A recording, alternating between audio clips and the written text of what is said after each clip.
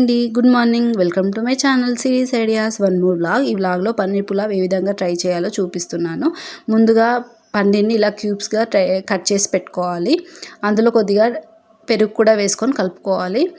ఆ తర్వాత పసుపు, కారం, ఉప్పు, కొద్దిగా కరివేపాకు, ఆయిల్, అలాగే ఒక చెక్క నిమ్మరసం కూడా కలుపుకొని ఒక 10 to 15 minutes పక్కకు పెట్టుకోవాలి.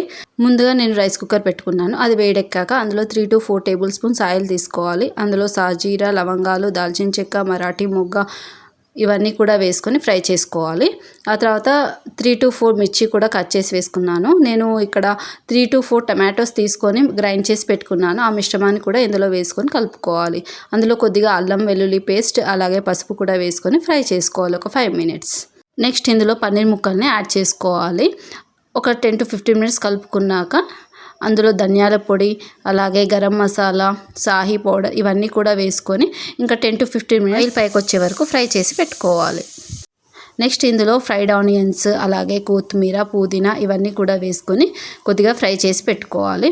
ఇందులో నేను 1 glass రైస్కి 2 glass వాటర్ తీసుకున్నాను. వాటర్ పోసుకున్నాక సాల్ట్ సరిపోయిందా లేదా అనేది ఇక్కడనే చెక్ చేసుకోవాలి. కొద్దిగా మసులుతుండగా రైస్ కూడా వేసుకోవాలి. ఆ తర్వాత మూత పెట్టేసుకొని 2 to 3 విజిల్స్ వచ్చే వరకు వెయిట్ చేసి ఓపెన్ చేయాలి. అంతేనండి, ఎంతో tasty and healthy paneer pulao ready. మీరు కూడా ఈ సండే స్పెషల్ ట్రై చేయండి.